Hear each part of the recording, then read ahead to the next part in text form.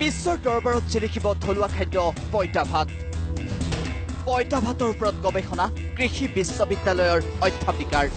পইতা ভাতৰ লগত খাবা গৰৈ মাছৰ পোৰা, গৰৈ মাছৰ পোৰা। এইবাৰ বিশ্বৰ দৰবাৰত জিলিকিব অসমীয়াৰ থলুৱা সুস্বাদু খাদ্য পইতা ভাত। যোৰহাটস্থিত অসম কৃষি বিশ্ববিদ্যালয়ৰ অধ্যক্ষ ডক্টৰ মধুমিতা বৰুৱাই বিগত ৫টা বছৰ গৱেষণাৰ অন্তত বিচাৰি উলিয়াইছে মানৱ দেহত পইতা ভাতৰ উপকাৰিতা।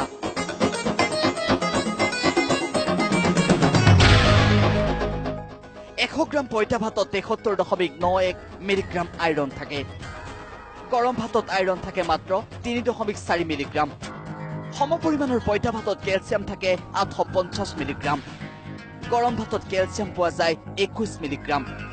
১০০ গ্ৰাম পইতা ভাতত পটাছিয়াম থাকে ৮৩৯ মিলিগ্ৰাম। একে পৰিমাণৰ পইতা ভাতত ছডিয়ামৰ পৰিমাণ কমি হৈ গৈ ৩০৩ মিলিগ্ৰাম। একে পৰিমাণৰ গৰম ভাতত ছডিয়াম থাকে ৪৭৫ মিলিগ্ৰাম। পইতা ভাতত ভিটামিন B6 আৰু ভিটামিন B12ৰ ভাল উৎস। দেহৰ বহু উপকাৰী বেক্টেৰিয়া পইতা ভাতে তৈয়াৰ কৰে। পেটৰ সমস্যা সমাধানত পইতা ভাতৰ নিচিনা ভাল আৰু একো নাই। শৰীৰ সতেজ ৰাখিবলৈ খাব লাগে পইতা ভাত।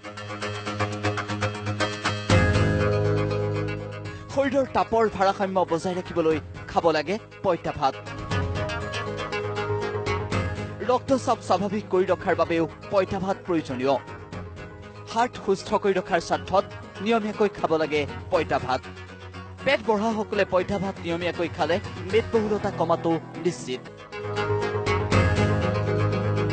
ডক্টৰ মধুমিতা বৰুৱাই আছাম টক্সৰ সৈতে হোৱা এক আছুতীয়া সাক্ষাৎকাৰত জানিবলৈ দিয়ে যে পইতা ভাতে কেৱল মানুহৰ দেহ শীতল কৰি ৰখাই নহয়, ১২ ঘণ্টা পইতা ভাত পানীত ৰখাৰ পিছত সৃষ্টি হোৱা লেক্টিক এচিড বেক্টেৰিয়াও মানুহৰ দেহৰ বাবে উপকাৰী। আগৰ পৰা দেখি আহিছোঁ বা শুনিও আহিছোঁ যে পইতা ভাত মানুহে খায়। গতিকে আমি ভাবিলোঁ যে পইতা ভাতটোনো কিয় ইমান খায়, মানে কি আছে এই পইতা ভাতত। ইনফেক্ট এইটো এটা ক্ৰেডল বুলি কয়, ক্ৰেডল অফ ফাৰ্মেণ্টেড ফুডছ গোটেই নৰ্থ ইষ্ট ৰিজনত, কাৰণ এথনিক কমিউনিটিজ ইয়াত বহুত আছে। পইতা ভাত তাৰে মাজত এজন আমি আৰু বেলেগো কৰিছোঁ। আমি এতিয়া প্ৰথমতে আৰম্ভ কৰিলোঁ পইতা ভাতটো, আমি চালোঁ কি হয়নো ইয়াত, মানে ফিজিঅ'কেমিকেল চেঞ্জেছ কি হয়। পইতা ভাত আমি দেখিলোঁ যে পইতা ভাতটোত আপুনি খালে টেঙা টেঙা হয় অলপমান, হয় ন। পিছদিনাখন যেতিয়া আমি খাওঁ, মানে বস্তু কি হয়, একচুৱেলি তাত লেক্টিক এচিড বেক্টেৰিয়া আছে। ক্ৰমান্বয়ে যেতিয়া আমি ধৰক ১২ ঘণ্টালৈকে আমি চালোঁ, কাৰণ এইটো সাধাৰণতে অ'ভাৰনাইট থৈ দিয়ে, অকল ৰাতিটো থয়, পিছদিনাখন ৰাতিপুৱা খাই দিয়ে। আমি যেতিয়া এই আৱাৰ্ছটো চালোঁ, তেতিয়া দেখিছোঁ pH-টো ড্ৰপ হৈ গৈ থাকে, তাৰমানে টেঙা হৈ গৈ থাকে বস্তুটো। আৰু কিয়নো টেঙা হয় আমিতো চালোঁ, তাৰপিছত আমি মাইক্ৰ'বায়'লজিকেল ইনভেষ্টিগেশ্যন কৰিলোঁ, তাৰপিছত আমি দেখিলোঁ তাত লেক্টিক এচিড বেক্টেৰিয়াবোৰ আছে। এই লেক্টিক এচিড বেক্টেৰিয়া গ্ৰাছ বুলি কয়, তাৰমানে জেনেৰেলি কনচিডাৰ্ড এজ ছেফ। এইবোৰ বেক্টেৰিয়া থাকিলে ছেফ, তাৰমানে খালে একো হেৰি নহয়। আৰু এইবোৰ বেক্টেৰিয়া, লেক্টিক এচিড বেক্টেৰিয়া আপোনাৰ দৈটো থাকে, কাৰণ দৈটো চবেই জানে পৃথিৱীৰ ভিতৰতে চবেই দৈ খায়, দৈটো ভাল। আৰু সেই একে ধৰণৰে মানে বেক্টেৰিয়াবোৰ এই পইতা ভাততো আছে। উল্লেখ হৈছে বৰ্তমান পইতা ভাত কেৱল অসমীয়াৰ থলুৱা খাদ্য হৈ থকা নাই। পশ্চিমবংগ, উৰিষ্যা আদি বিভিন্ন ঠাইৰ মানুহে পইতা ভাত এতিয়া খাদ্য হিচাপে গ্ৰহণ কৰে। আৰু এনেদৰে অসমৰ থলুৱা সুস্বাদু পইতা ভাতৰ জনপ্ৰিয়তা বৃদ্ধি পাইছে।